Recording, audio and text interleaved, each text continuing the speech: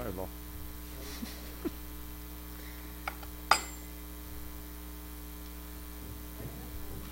Huh?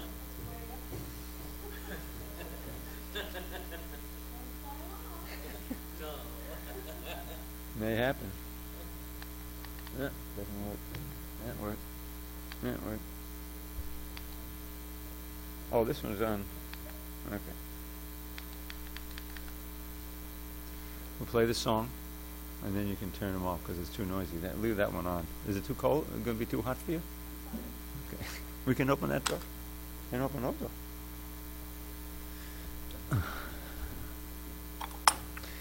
I never thought I would want winter so much.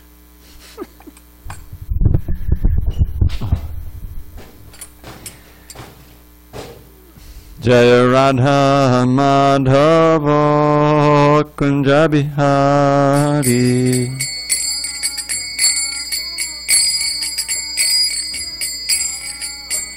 Jaya Radha Madhava Kunja Bihari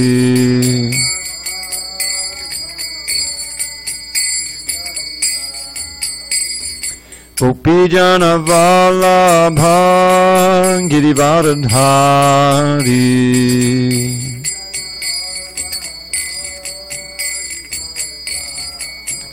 Jai Gopijana Vallabha Girivardhari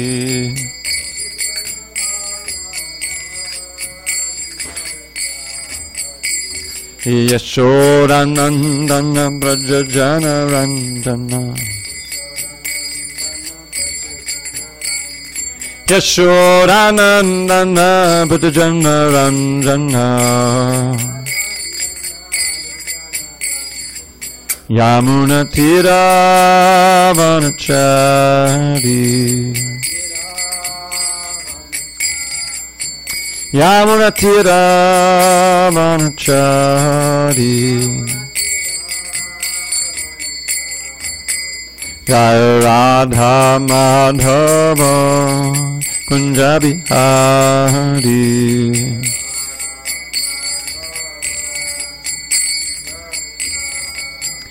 Jaya Radha Madhava Kunja Bihari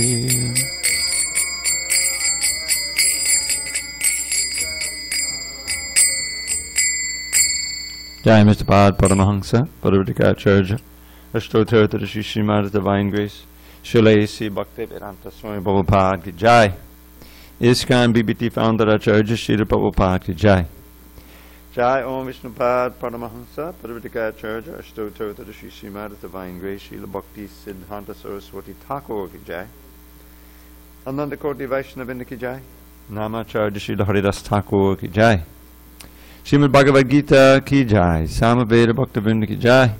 All glories to the assembled devotees. All glories to the assembled devotees. All glories to the assembled devotees. All glories to Sri Guru and Gauranga. Can you move this way like 6 inches? Just move the whole thing. Yeah, yeah. You try a little more. That's good. Try to keep a separation between the male and female in this Gestalt. Okay. You know where we are, Marcy? Yeah, that I know. I think we're in the middle of the austerities. I think 16 maybe. No, we did 16. It's 17.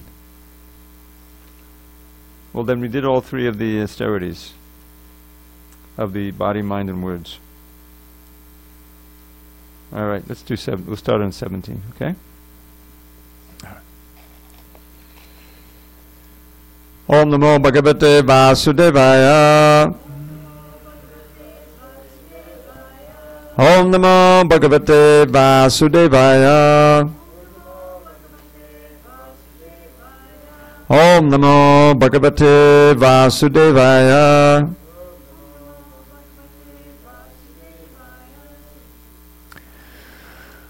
On this 20th day of August 2018 in SanDiego, we're reading from Srimad Bhagavad Gita as it is, translation and commentary by His Divine Grace A.C. Bhaktivedanta Swami Prabhupada. We are in chapter 17, entitled The Divisions of Faith. Text 17, page 652 in most of your copies. 652 at the top. Shadhaya padaya taptam tapastat tribadhang narai apalakankshi yuktai Satvikam padichakshate. Okay, time out. Give me the book. Leanne, you have it? Let me see. You got it. Okay, okay, good. Shadhaya padaya taptam tapastat trivadhang narai apalakankshi yuktai satvikam parichakshate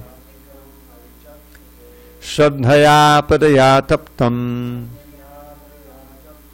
tapastat trivadhang narai apalakankshi yuktai satvikam parichakshate. Damodar Kumar. Charan.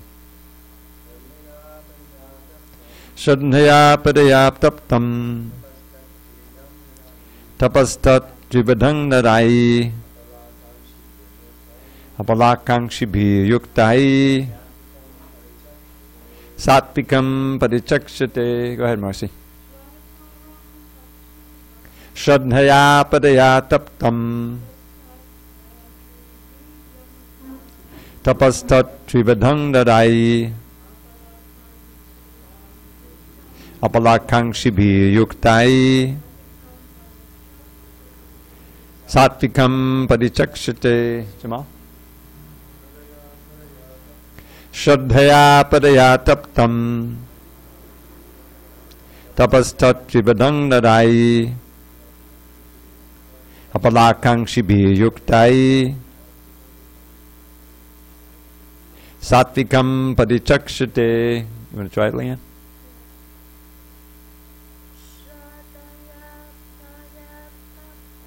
Shadhaya padaya taptam tapastat trivadhang narai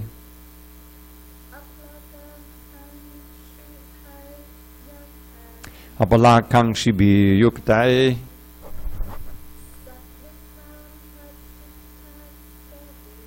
Satvikam padichakshate. Shadhaya with faith, padaya transcendental, taptam executed, tapaha austerity, tat that, tribadham of three kinds, narai by men, apala akangshibi who are without desires for fruits, yuktai engaged, satvikam in the mode of goodness, padichakshate is called. This threefold austerity, performed with transcendental faith by men not expecting material benefits, but engaged only for the sake of the Supreme, is called austerity in goodness. Okay, before we continue, we're going to review these three austerities, beginning in text 14. Just the translations. Austerity of the body, this is all in the mode of goodness. Austerity of the body consists in worship of the Supreme Lord, the Brahmins, the spiritual master, and superiors like the father and mother, and in cleanliness, simplicity, celibacy, and nonviolence. Austerity of speech consists in speaking words that are truthful, pleasing, beneficial, and not agitating to others, and also in regularly reciting Vedic literature. And satisfaction, simplicity, gravity, self-control, and purification of one's existence are the austerities of the mind. Okay, going on text 18. Satkara mana pujatam tapodambhena chayavayat kriyate tadiha proktam rajasam chalamadruvam. Penance performed out of pride and for the sake of gaining respect, honor, and worship is said to be in the mode of passion. It is neither stable nor permanent. Purport. Sometimes penance and austerity are executed to attract people and receive honor, respect, and worship from others. Persons in the mode of passion arrange to be worshipped by subordinates and let them wash their feet and offer riches. Such arrangements, artificially made by the performance of penances, are considered to be in the mode of passion. The results are temporary. They can be continued for some time, but they are not permanent. So just to see the form here, he's given the austerities in the mode of goodness, now passion, and now in ignorance in text 19. Muda grahen atmano yat pidaya kriyate tapaha padasyot sadhanartam va tattam samudaritam. A penance performed out of foolishness, with self-torture or to destroy or injure others, is said to be in the mode of ignorance. Purport.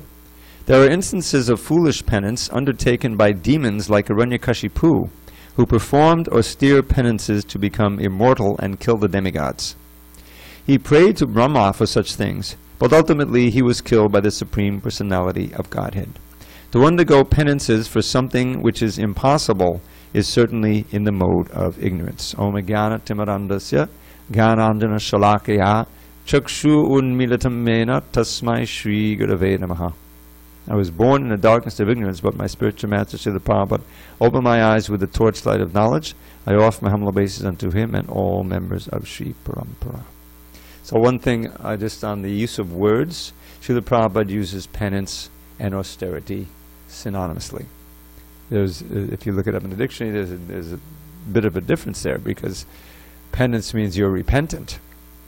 So Hiranyakashipu was not repentant. So if he's performing penance in the mode of ignorance, it's austerity. So the subject here is tapasya. Tapasya in Sanskrit means, the root of the word is heat. Tapasya, to burn. And the idea behind tapasya, can you take that book off the seat? It shouldn't be on where you actually sit down. Try to avoid that. Is that it's meant to be a purifying experience. It purifies. The classic verse for the need for tapasya, anyone know? Look it up. 5:5:1 in the Srimad Bhagavatam. 5:5:1. Nayam deho deha bhajanloke kashtan kamanadate vidbhujan ye tapo divyam puttakayen sattvam shudye yasma brahmasaukyam tvanantam. So here, Lord Rishabhadeva, in his beginning of his instructions to his sons and to a whole gamut of great munis and yogis and everything who have arrived to hear from him, because after this he's going to take sannyas and go off and do his wandering. So, and don't forget, he's an incarnation of Krishna. So he immediately says, very strong words, it says, Nayam deho dehabhajang nirloke, one who has taken a human form. So he's just speaking for human beings. Should not waste their human form of life simply look in search of sense gratification, which is on the level of the hogs, the stool-eating hogs. He uses that very word. Rather, and this is by contrast, tapo divyam puttaka, O sons, he's speaking mostly to his 100 sons, headed by King Bharat. Tapo divyam, you should perform divine penance, as described in these 3 verses, beginning in 14. You see, it says more or less in the mode of goodness here, but it's understood that in worship of the Supreme Lord. So really this is the austerities that we should try to emulate. It's a little summary of them. So, tapo divyam putraka yena sattvam shudyet. By that, or penance, by that austerity, that tapasya, you will purify your existence. And what's the use of that? Shudyet yasmad brahmasaukyam tanan. From that purified existence, you will become eligible and you become able to enjoy unending happiness. So he's assuming there, and very logically, that we are looking for enjoyment. It's true. Living entities in any species are searching for happiness and they're trying to avoid misery. It's a given. So how to achieve the end, the highest position of this, which is misery or difficulties reduced down to zero, and happiness off the charts. That's what we should be after, right? So here he's giving the basic principle that it's based on you have to go counter to the kind of the default position, which is to perform absolutely no tapasya, to constantly be in as comfortable position as possible, enjoying like anything. But is that really possible in the human form of life? I mean, the austerities are going to come whether you like it or not. Just to live in this world, just to eat, right? You have to somehow get food. You have to work. That in itself is an austerity. So the idea is you're going to perform them anyway. So your austerities, using your intelligence under instruction, consulting the Shastra, the wise souls, you should perform that austerity which is divyam, which is divine and which leads to purification of the existence, which gives you the opportunity to enjoy Brahma Saukyam. Brahma Saukyam is spiritual happiness, which is anantam. He says Brahma Saukyam tvanantam. Tu means by contrast. This word tu, tu, is very important in Sanskrit. It's never ever at the beginning of a verse. I learned a little bit about that.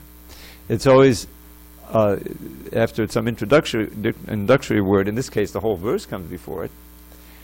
So what is he contrasting it to? It always means but, or on the other hand. He's contrasting it to the happiness of the stool-eating hogs. In other words, sense gratification, even if it's so-called refined in the human form, is animalistic. It's degrading for the soul. We're meant to become detached from this world, to be, that principle of vairagya, vidya, nija bhakti yoga, shiksha, tameka, purusha purana. Sarvabhauma Bhattacharya, in his praise to Lord Chaitanya, he said that you are Krishna. You've come again as in the garb and the role of late Chaitanya Mahaprabhu, Shri Krishna Chaitanya Sharira Dhari. I mean, taking on the form of Shri Krishna Chaitanya, but you're the same ancient person. Shiksha Purushak Purana, it means the ancient person. To teach bhakti to yourself, characterized by vairagya and vidya. You can't get around it. It's any kind of religion. I think last night, was it last night or this morning? I've given too many classes, they're all merging. We're talking about dharma. I think it was this morning, or last time I gave class. Anyway, the dharma is meant to bring you to bhakti. That's the supreme dharma. But it can also be misused. It can bring you to, it can be for the aim of artha, which is for the aim of sense gratification, kama. Dharma can be misused. Dharma, artha, kama, right? But real dharma, according to the Bhagavatam, the second chapter, first canto, right at the beginning, is to bring you to the stage of pure bhakti. Ahoitikiya pratiyata. Ahoitiki means with no material motive, not for sense gratification, and uninterrupted. Then why are you doing it? For Krishna's pleasure. And if you actually do it with that consciousness, you find yourself automatically in the highest pleasure. This is the paradox of bhakti. To really experience the highest good, like we begin with, okay, Rishabdev says, you should strive for Brahma Saukyam, Tvanantam. And therefore you should embrace austerity, rejecting sense gratification. So my aim is this Brahma Saukyam, Tvanantam, right? Endless spiritual happiness. I want to go back to Godhead, don't we? I want to go back to God. I don't want to stay here, right? But the paradox is that when you actually advance and you go forward, you forget all about going back to Godhead. You forget all about liberation. You forget all about Brahma Saukyam Tvanantam. All you're thinking of is Krishna and Krishna's pleasure and serving Him out of love. Like the mother and the child, right? The mother's not thinking, I'm going to serve this child, so I'm going to experience the bliss of love for the child.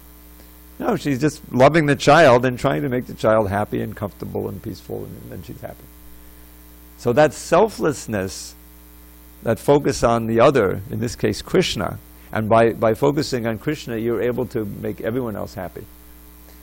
Because this, I was thinking of this today, as I think with Mangalartik, was I leading Mangalartik? I think so. Or anyway, or maybe the second kirtan.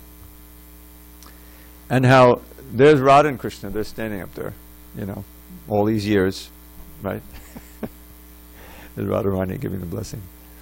And we're trying to develop some relationship there. Or let's revive it. Revive the relationship. This is our eternal, Krishna and Radha are there. Mother and father or whatever, Now what's different between that and an ordinary relationship? The ordinary relationship is limited, right? In other words, that's what makes life go, worthwhile. You have these relationships. Friend, child to parent, parent to child, lover to beloved, like that. These 5 rasas, they're reflected in this world. If you don't have that, you go nuts. You sit in a room and count your millions, that's a nightmare. They say Bangladesh is supposed to be one of the happiest places on earth. Bangladesh, it's also one of the poorest. Because the family life is very strong. They have these family, people live simply, Anyway, so, but those relationships, the material relationships have a beginning and an end. They can never be fully satisfying.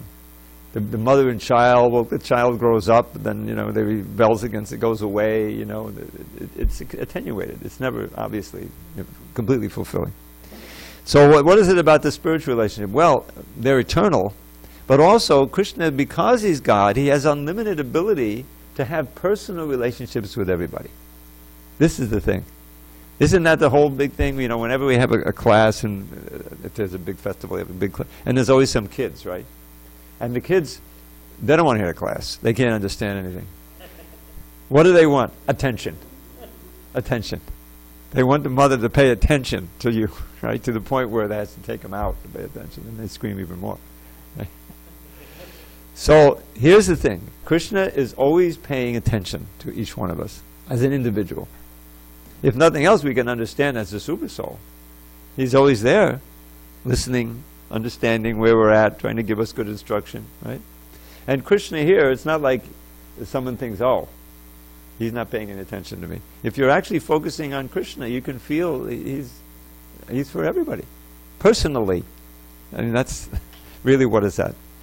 So the idea behind Rishabhdev is he's speaking to his sons and also all the other sages from where we're at, and he's speaking to us on the material plane. Don't waste your life in sense gratification. It just produces suffering. A few verses later, he has this famous verse, Nunam pamatta kurate vikarma, yarindriya priti yapane. Indriya priti. Those who are simply after sense gratification are certainly mad. They're intoxicated, mattaha. Because it's sure and certain that by that activity of focusing your entire being on material comforts and material stuff, you're going to get another birth, another material body, which will produce more suffering.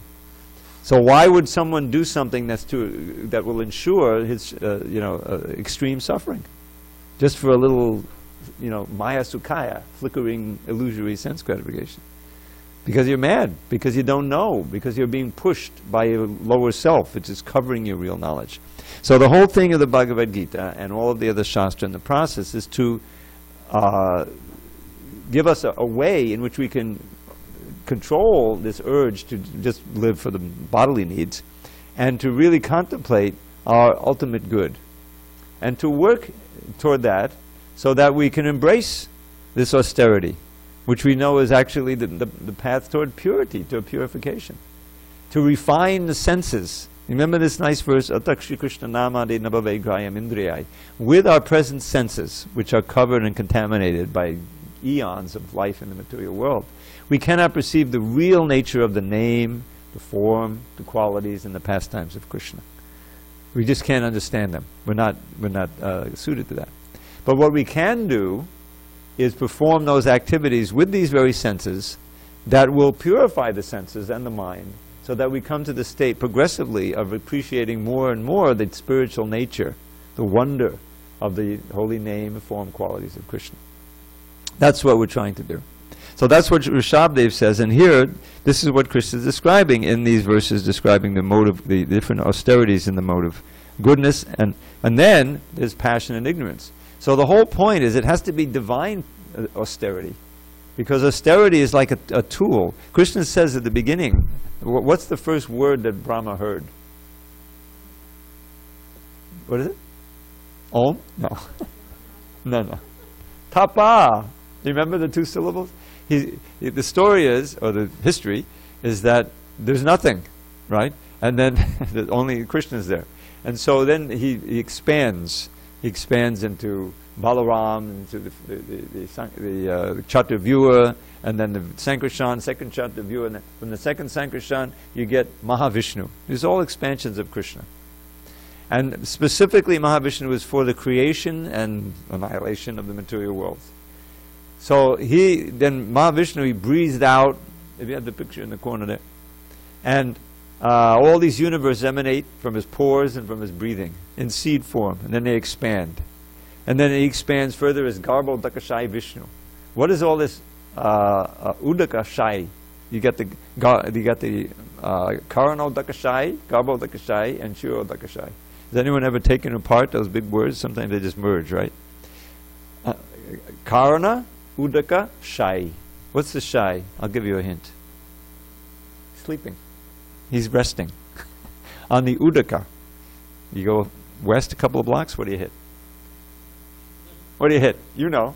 An ocean. Yeah.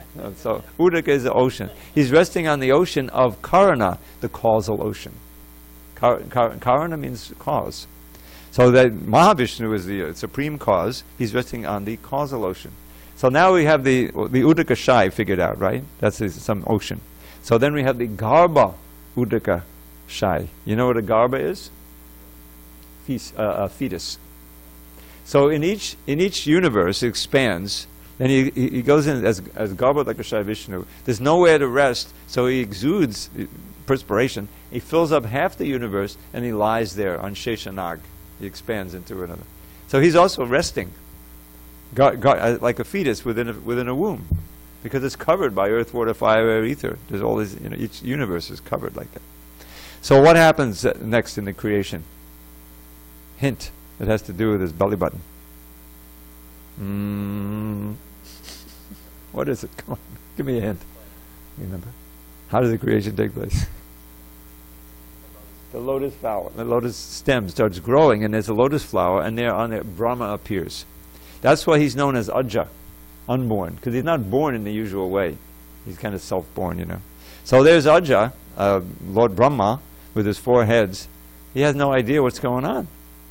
It's all dark. There's no, there's no planets or anything yet. He's just got this. All he's got is the lotus. So what is he trying to figure out? He's not trying to figure out what the price of the stock is or anything. He wants to know where did I come from? The stock. He wants to know the stock. So where did I come from? So all he's got to work with is the lotus stem. So he goes down the stem. Maybe I'll find out. This is told in the Bhagavad. But that's the wrong means of approach. He goes all the way down the stem, and he should be able to hit Garbha Dakashai Vishnu, but he doesn't. He gets confused, So he goes back up the stem and just sits. And then he hears Tapa. I think it says 3 times. Tapa it's in the verse. Tapasya. From those 2 syllables, he understands, because he's so smart, that I should perform tapasya. So he starts meditating. And after a long time, purification, meditating, he gets initiated within the heart. Sometimes the flute, sound he gets with the Vedas and the Gayatri, and so he becomes enlightened, and he has a vision of the whole spiritual world and Krishna. And what does he do then? Speaks the Brahma Samhita. Yeah, and that's one version of helping him. So as many millions and millions of years go on. So then Krishna is explaining to him. Now Krishna appears in the second canto. It describes he comes. Prabhupada says, quote, he shakes his hand. Congratulations. And he explains to him, about the creation, how things are going on. I think it's at that point he speaks Aham Evasa Mevagre, the Bhagavatam, in 4 verses. So Aham Evasa, before there was anything, I existed. So the spiritual world is not subject to destruction and creation. That's the material world. So Krishna says there, I create by penance. In other words, that's an energy. By tapasya, by austerity. If you want to do anything in this world, don't you have to perform some tapasya? If you want to become a yoga teacher, you have to learn how to do the yoga, right? If you want to become a doctor, that's a big austerity. So why not if you want to become perfect in yoga? It's austerity. But the whole point is the goal of the austerity. Under whose direction are you doing it? What's the final goal? So the goal of Hiranyakashipu was to become even more of a nasty guy than he was, to become immortal. Can you imagine how bad that would be for the universe? So he wanted to become immortal. And so he performed severe austerity, way beyond anything that we can even imagine. You know, standing on his tippy toes for thousands of years, doesn't care, the ants are coming and eating his body, I don't care. You know, and by his mystic power, keeping his life air circulating in his bones, this all happened. Till finally the demigods ask Brahma to do something and he goes down, because all this fiery light emanating is burning everything. And so he goes down, he sees the anthill with light coming from it, he goes down and sprinkles his water on there, and out comes Hiranyakashipu with this young, powerful body, you know. It's like the weightlifting almost, it's like in the same category. He's become more powerful physically, you know. So you know the story, he wanted to be immortal, but he couldn't be immortal. So that's austerity in the mode of ignorance. Prabhupada refers to it right here in the purport to 19. So anything you want to do, you have to perform austerity. Otherwise, just lay back, get a bottle of wine or something. Right? In other words, just don't struggle. That's the mode of ignorance. You're not going to achieve anything. So the austerities in the different modes of nature have different fruits. And we want to perform austerity that's divine, transcendental. And so we have a get up early in the morning, 4 regular principles, chant, that's on austerity also, only eat prasadam, all the austerities. But they're minor compared to these austerities, even that the ordinary materialists perform. But the end result is wonderful. You become purified, you're on your way back to Godhead. You know, and if we actually persevere, we can go back to God in this lifetime. Okay, any questions on these different austerities? We're going to go on now, different categories. Then we have charity. You see? So let's do some charity. Text 20. Oh, time out. I had a direct request from Yudhishthira the Younger's, the smaller's wife. What's his name? Radhapriya, is it? Radha? Yeah, Radhapriya. She was requesting that on the evening classes we have the mic also in case there's a question. Can you activate it? Okay. In case someone has a question. Okay. All right, we are in text 20. Datavyam iti yaddanam diyate nupakarine deshe kale cha patre cha taddanam satvikam smritam. Charity. Next category is charity. Charity given out of duty, without expectation of return, at the proper time and place, and to a worthy person, is considered to be in the mode of goodness. Purport. In the Vedic literature, charity given to a person engaged in spiritual activities is recommended. There is no recommendation for giving charity indiscriminately. Spiritual perfection is always a consideration. Therefore, charity is recommended to be given at a place of pilgrimage and at lunar or solar eclipses or at the end of the month, or to a qualified Brahmin or a Vaishnava devotee, or in temples. Such charities should be given without any consideration of return. Charity to the poor is sometimes given out of compassion, but if a poor man is not worth giving charity to, then there is no spiritual advancement. In other words, indiscriminate charity is not recommended in the Vedic literature. So one note on these things. There's jnana, there's yajna, dana, tapa, sacrifice, charity, penance. That will be mentioned more systematically in the 18th chapter. And each of those is kind of a little painful, you know, to perform some kind of sacrifice. You have to sacrifice your time, sometimes your money, all kinds of things. Tapasya, by definition, is painful to some degree. And charity also can be painful. You know, you've got this money, you want to spend it on this thing, but no, I should give to the temple. You know, so there's an overlap. jnana, dana, yajna, dana, and tapa interact. So charity, means that you work very hard for something. This is explained in chapter 3, right? Where it's describing how to work in this world so that you're not bound up by the fruits. Because generally people work, they're fruitive, and they want to enjoy the fruits. And that desire to enjoy the fruits, that's binding. That keeps you coming back again and again. So if you give the fruits to the worthy recipient, best of all, Vaishnava organization, then that whatever work you put in there becomes devotional service to gain that money. You see that? So you're sanctifying your life the more charity you give to a worthy cause. That's actually what happens. And especially an organization that's doing such welfare work for people in general.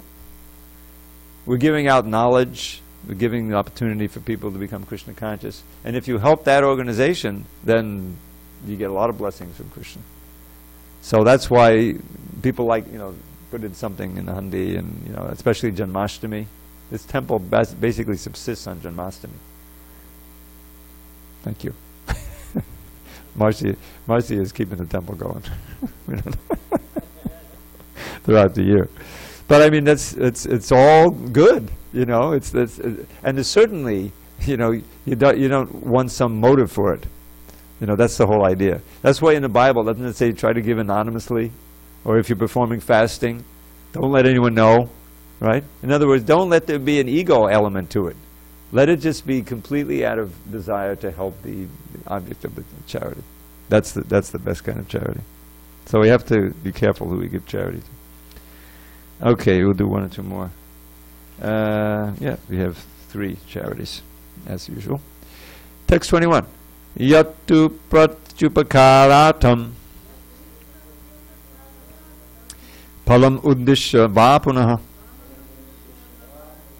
diyate chaparikkrishtam taddanam rajasam smritam.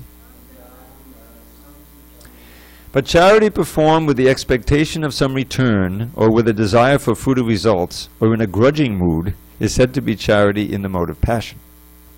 Purport. Charity is sometimes performed for elevation to the heavenly kingdom, and sometimes with great trouble and with repentance afterwards. Why have I spent so much in this way? Charity is also sometimes given under some obligation at the request of a superior. These kinds of charity are said to be given in the mode of passion. There are many charitable foundations which offer their gifts to institutions where sense gratification goes on. Such charities are not recommended in the Vedic scripture. Only charity in the mode of goodness is recommended.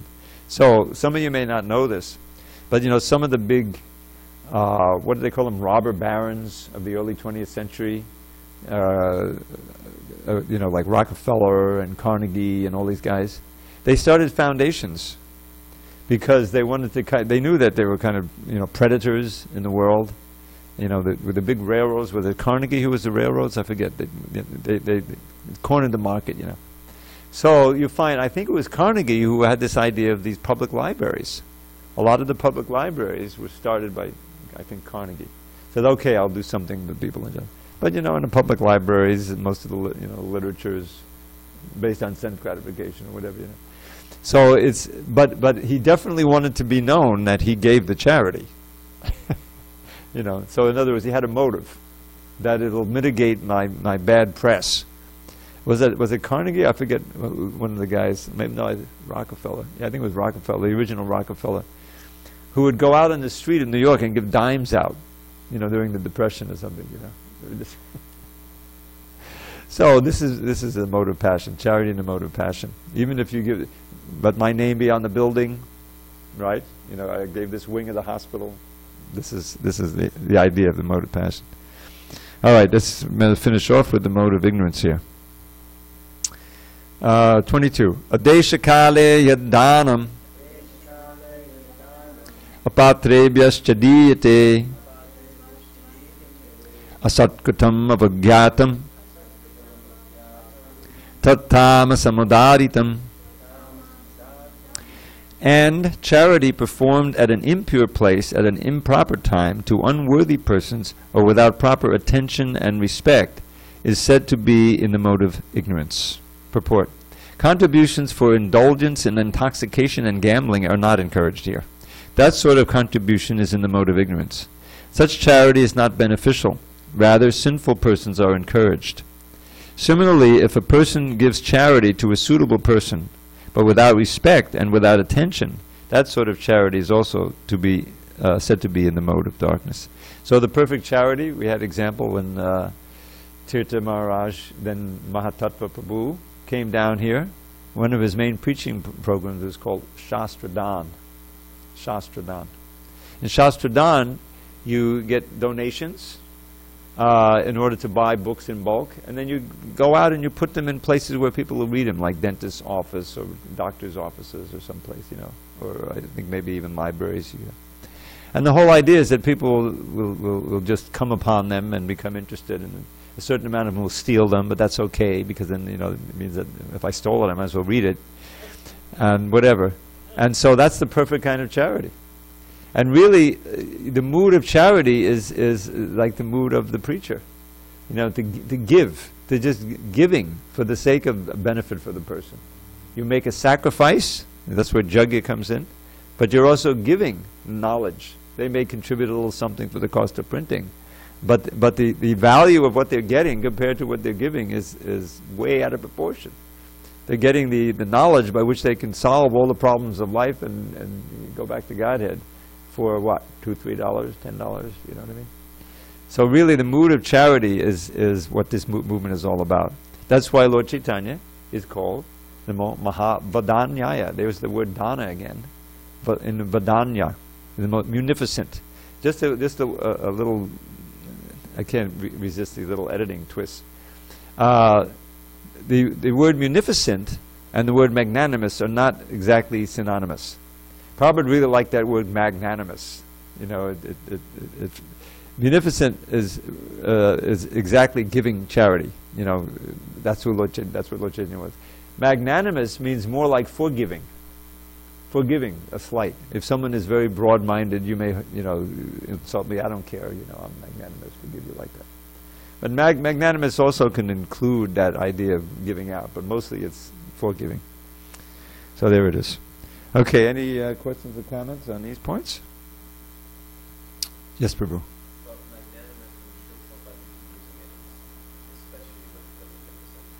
Oh, yeah. But when Srila Prabhupada uses the word magnanimous, is he mainly trying to incorporate that munificence in the meaning? He generally uses that word often to describe Lord Chaitanya, or that idea of always giving, you know, rather than forgiving. You know. But it's magnanimous has some broader meanings that can encompass that. But its main thrust is in this very broad-minded, noble person who is not vengeful, you know what I mean? Is very like open and forgiving and welcoming, like that. Magnanimous personality. Okay, why don't we can that's a natural place to end. We'll pick up on text 23 tomorrow, and this is a very interesting end to this chapter about Om Tat Sat. But we will now, I've already queued it up, resume our reading of the Nectar of Devotion. What could be more auspicious? The fortunate few who are able to listen to the Nectar of Devotion. Okay? There's Krishna. I haven't changed this picture in a long time. Whoops. Okay, so we're in the chapter called Chapter 4, Devotional Service Surpasses All Liberation.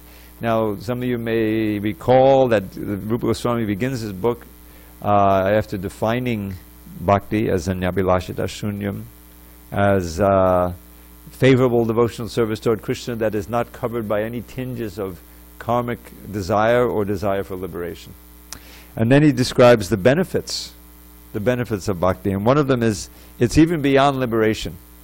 You know, we should know that millions and millions of people in India and throughout the East, they know about the great value of liberation because they live much closer to the ground, so to speak. They're much more aware of old age, disease, and death, and the dangers of material life. We kind of cover it here in America with all of the hallucinations and the entertainment and everything. People have the illusion that they're going to live forever. But liberation, once you accept deeply in your heart the truth of transmigration of the soul and reincarnation, then the idea of liberation becomes very important. Because, all right, if I just go around one time, well, I'll be gone, you know, I'm not going to worry about it, you know. But if you realize you're going to come back again and again and again, you really get important. But here it says, Krishna consciousness, devotional service surpasses all liberation. So he's giving evidence of that from different scripture.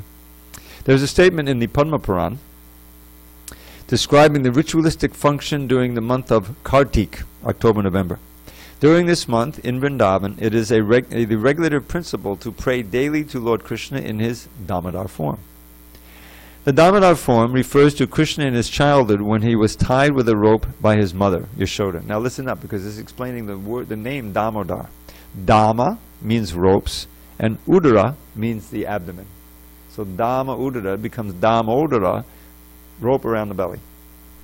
So Mother Yashoda, being disturbed by naughty Krishna, bound him round the abdomen with a rope. Thus Krishna is named Damodara. Everyone says Damodar. Well, I'm not going to cavil about that, but there it is. During Kartik, Damodar is prayed to as follows. My dear Lord, you are the Lord of all, the giver of all benedictions.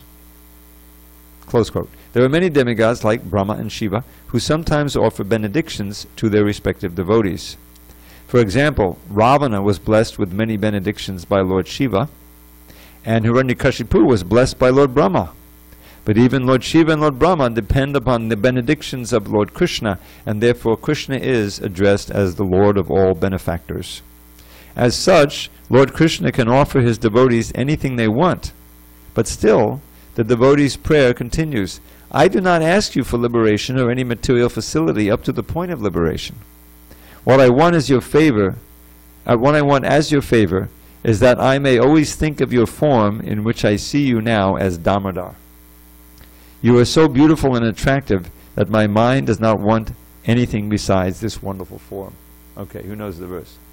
Varam deva moksham na mokshavading va nachanyam vraneham varisharapiha idam deva purnata gopala balam sadam he manasya verastam kimanyai.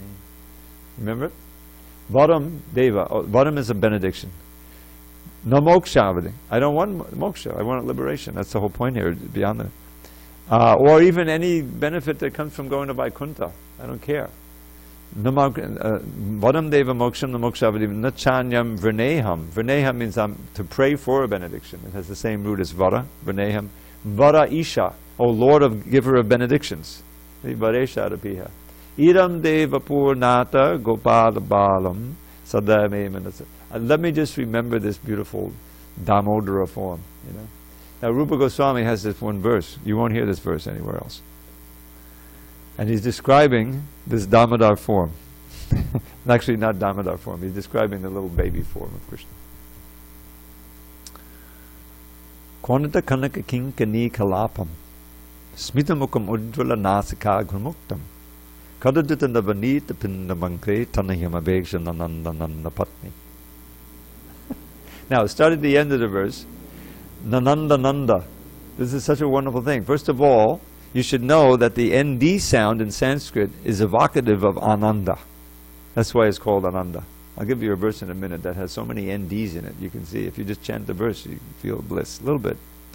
So Nananda means to delight. Nanda Patni is the wife of Nanda, namely Yashoda. You see? So the wife of Yashoda, Nanda Patni, is feeling delighted, Nananda. So it says Nananda Nanda Patni. Anyway, that's part of it. So Kwanita Kanika Kinkani Kalapam. Kwanita is sounding very softly and delightfully, warbling. So what's warbling is little waist bells, the kinkani. Kwanita Kanika, golden waist bells. Kwanita Kanika Kinkani Kalapam. Kalapa means the series of waist bells. As he's crawling toward his mother. And what Smita Mukam? Who can say what that says? What is a Smita? What word is really, it has to do with the mouth, and it begins with SM in English. Smile. So, Smita Mukham. So Mukham is, it's interesting. There's 3 words that mean face, and also each one of those 3 words means mouth. Because the most important part of the face is actually the mouth. That's where you speak, smile, and do everything else. So, Mukha is, in this case, his mouth is smiling. Smita Mukham, Kwanadakanaka Kinkani Kalapam, Smita Mukham, Ujjvala Nasikagra Muktam. So, Ujjvala is brilliant, Nasika, the tip of the nose, Muktam. In this case, Muktam means a pearl. He's got a little pearl affixed to the tip of his nose. And he's smiling very sweetly. Smita means without showing any teeth. He may not even have any teeth at this point. So Smita Mukham Ujjvala Nasika. Now what is he? Kata in his hand, he's carrying something. You know what? Navanita Pindam. You know what Nita means? Navanita Taskara? What is Navanita? What did you say? Fresh butter. Yeah, Navanita. So, Kata Drita Navanita Pindam. A pindam is a ball. He's got a little fresh butter ball in his hand. So he's crawling on one hand and smiling and looking up at his mother with a little pearl at his mouth. And the tinkling waist belt. Kata Drita Navanita Pindam Agre Taniyam. Agre Taniyam means before her, in front of her, is her son. Taniya is the son. Aveksha, she's seeing, she sees Nananda Nanda Patni. So you see what a nice meditation that is? We could play a drum, but I'm not going to ask you to drum. But Konatakanaka Kinkani Kalapam Smita Mukhamundra Nasikagram Kadatatanavani Pindamangre Tanayamaveksha Nanda Nanda Patni. You can chant it 10 times. It's a type of meditation. You see the form. You don't need any videos. So that's what the devotee wants. Let me see this form of yours eternally. That's all I want. You can keep me in the material world. So that's why it surpasses liberation. In the same prayer, there is another passage in which it is said, "My dear Damodar, once when you were playing as a naughty boy in the house of Nanda, you broke the box containing yogurt, and because of that, Mother Yashoda considered you an offender and tied you with a rope to the household grinding mortar. At that time, you delivered the 2 sons of Kuvera, Nalakuva and Manigriva, who were staying there as 2 Arjun trees in the yard of Nanda Maharaj. My only request is that by your merciful pastimes, you may similarly deliver me." I think he's got a couple of verses here, in the Damodar Ashtaka. Now, Prabhupada tells the story behind this verse. The story behind this verse is that the 2 sons of Kuvera, the treasure of the demigods, were puffed up on account of the opulence of their father. Who's the father? Kuvera. And so once on a heavenly planet, they were enjoying themselves in a lake with some naked damsels of heaven. At that time, the great saint Narada Muni was passing on the road and was sorry to see the behavior of the sons of Kuvera. Seeing Narada passing by, the damsels of heaven covered their bodies with cloth, but the 2 sons, being drunkards, did not have this decency. Narada became angry with their behavior and cursed them.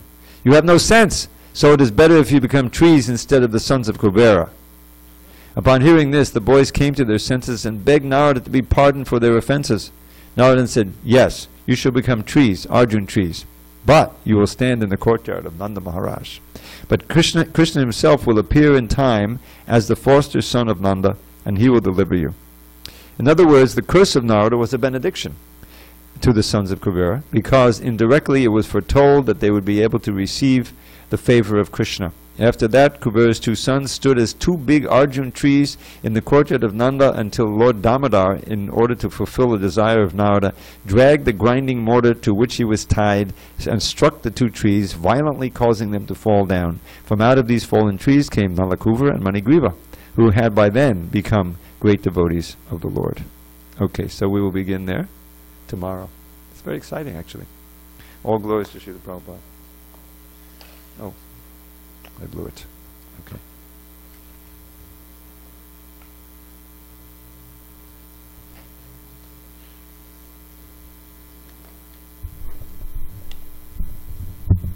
Oh.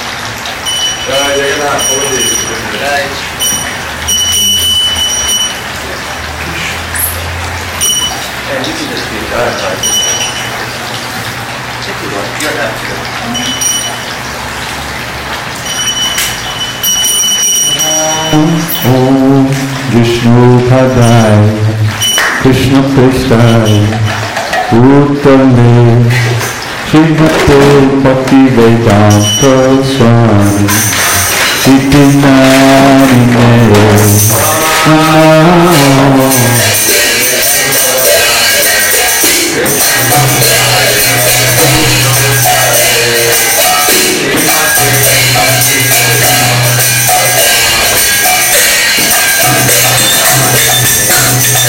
Namaste Saraswate Deve Gauravani Pracharine Nirvishesha Sunyavari Attachari Satarine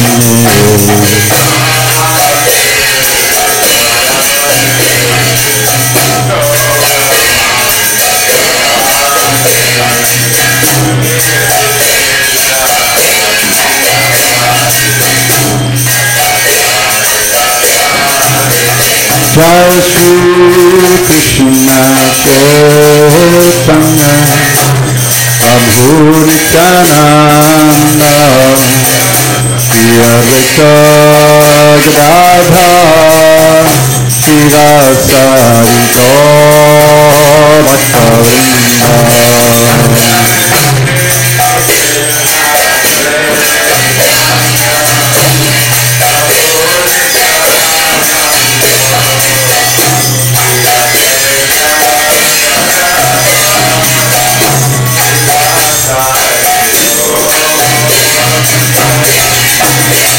Jai Shri Krishna Chaitanya Prabhu Nityananda Shri Advaita Gadadhar Shirasari Gaur Bhaktavrinda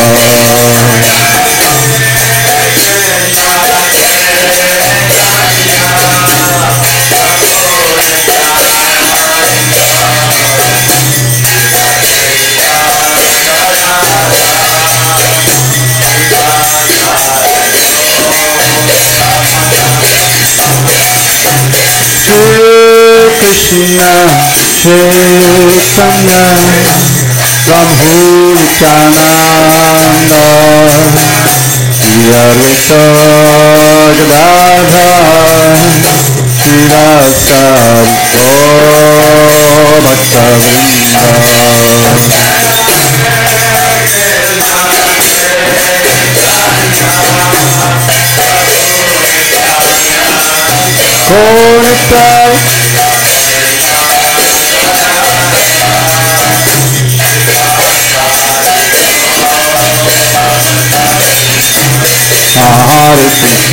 Hare Krishna Krishna Krishna Hare Hare Hare Rama Rama Hare Hare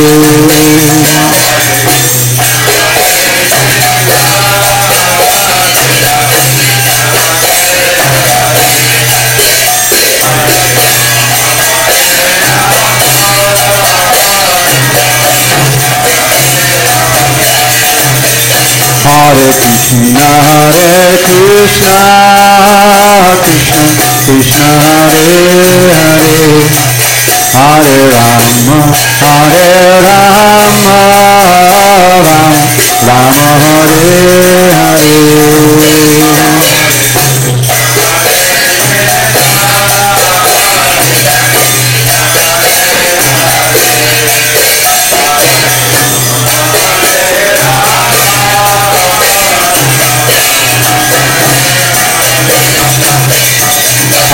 Krishna, Hare Krishna, Krishna Krishna, Hare Hare, Hare Rama, Hare Rama, Rama Rama, Hare Hare.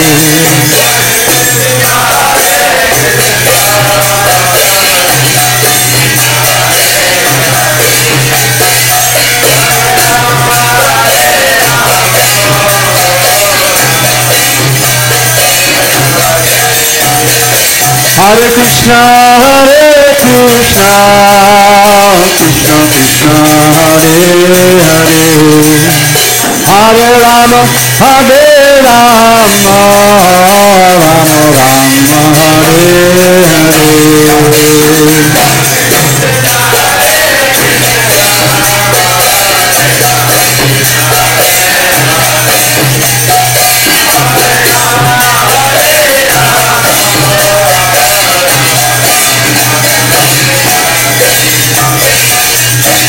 Hare Krishna, Krishna Krishna, Hare Hare, Hare Ram, Ram Ram, Hare Hare.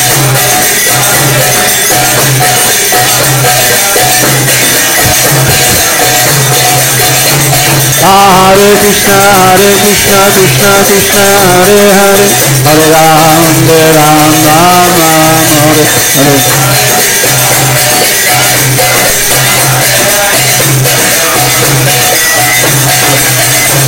Hare Krishna, Krishna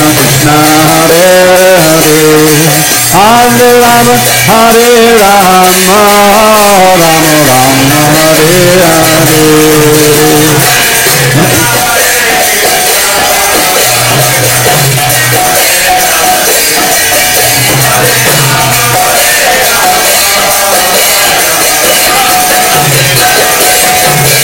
Hare Krishna,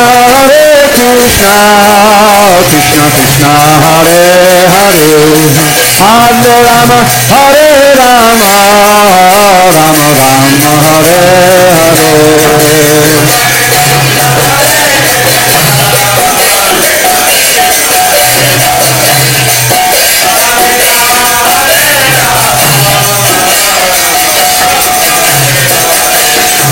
Hare Krishna, Krishna Krishna, Hare Hare, Hare Rama, Hare Rama, Rama Rama, Hare Hare.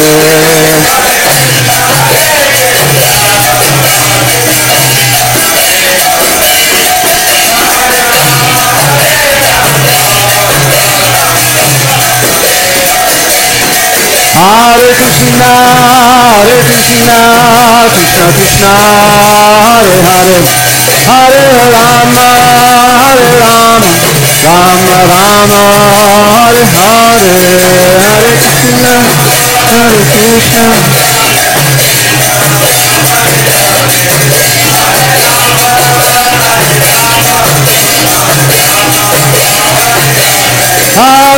Krishna. Hare Krishna, Krishna Krishna, Hare Hare, Hare Rama, Hare Rama, Rama Rama, Hare Hare.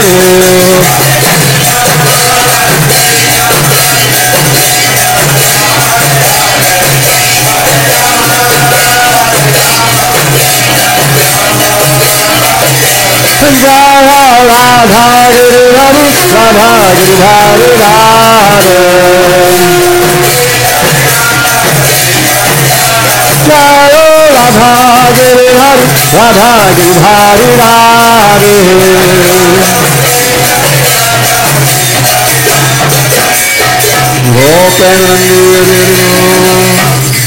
Jai Om Vishnupada Paramahansa Dravida Prabhu Ashtottara Srimad Divine Grace Srila Bhaktivedanta Swami Prabhupada Jai. ISKCON Bhagavad Jai.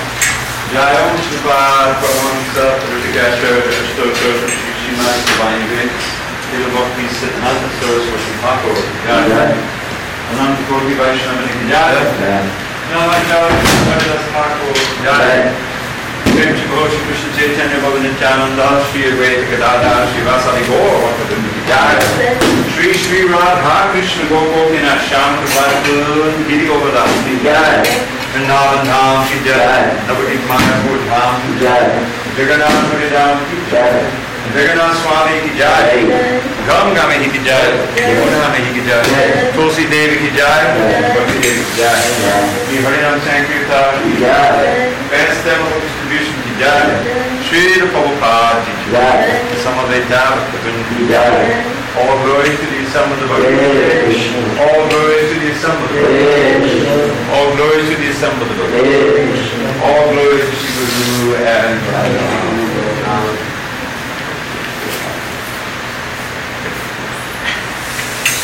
Namaste Narasimhaya, Namaste Narasimhaya, Namaste Narasimhaya, Namaste Narasimhaya, Bala Bala Dai,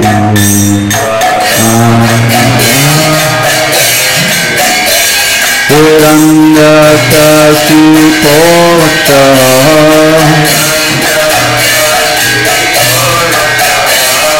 Ashilatanka Nankalaye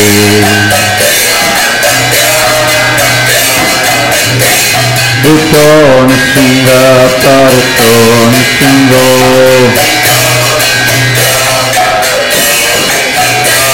Yato Yato Yamitato Nisinga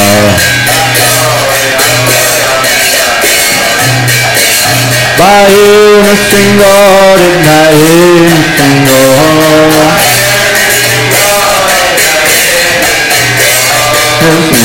Amandi Sharanam Prapaje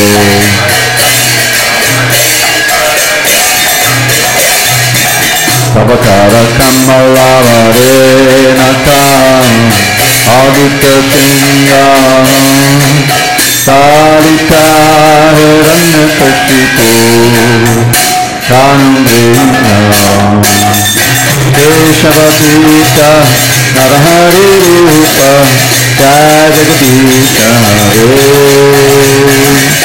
Jagadisha Hare Jagadisha Hare Bhavakara Kamala Hare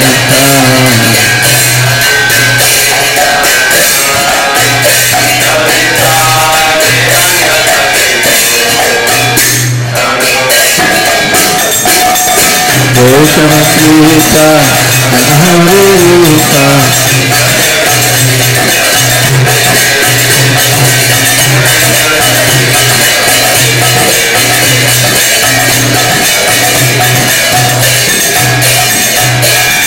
Keshavadrita Narahari Rupa Jagadisha Hare Jagadisha Hare Jagadisha Hare Keshavadrita Narahari Rupa Jagadisha Hare Jagadisha Hare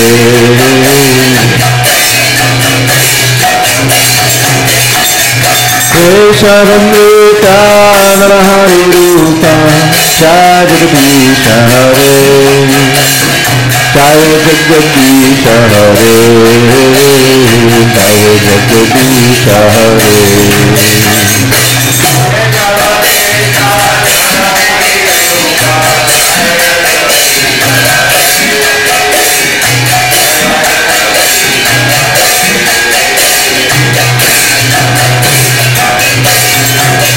Jai Nrsimhade, Nrsimhade, Nrsimhade, Jai Nrsimhade.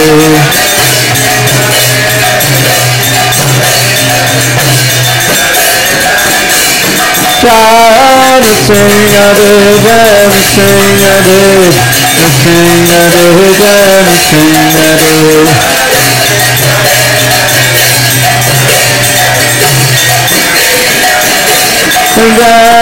Narahari, Narahari, Narahari, Jai Narahari.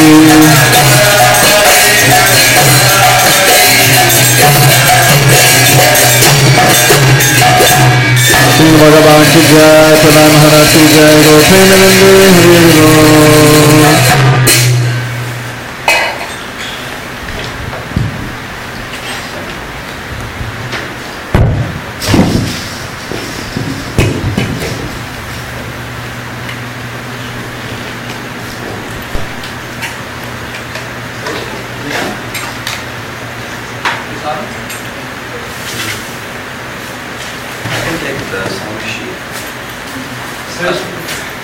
I can put this back. Milk. Oh. Take milk.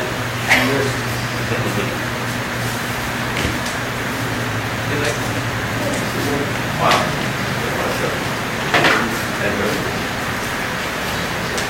Got it. How's that? Just told my buddy to drink my milk. Where? Where can my cows be? Well, food be found. About the cow or what? I don't. I always need to spoil a child. You want to learn it? I think it's child, because I think it's the same. Child or The cowherd child who shuts the stores as well as the cowherd boy. Child. That's what you said? Yeah. Cowherd child. I win. You're trying to be snitching on. What's the first part? You stole my mother. And where can I do it? That cowherd child. Nityam tabadamani, perché nityam paya come vavadi.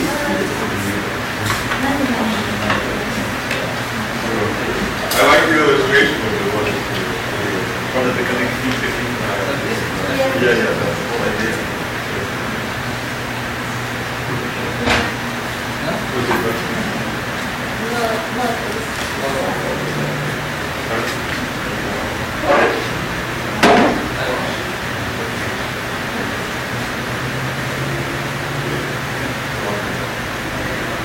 Yeah. You can take a little prasad? Take some prasad. This is prasad. Oh, this is the Your best. Krishna's mercy. Oh, Okay. yes. So then we're going to drive it back. Oh, thank you. Okay. So I'll be back with the car. You just take a look at this. I'll be back in Oh, 5 minutes. okay. Okay. Wait, just take your time. Yeah. And we'll go with Jamal. We'll come. We'll come. We'll go. Yeah.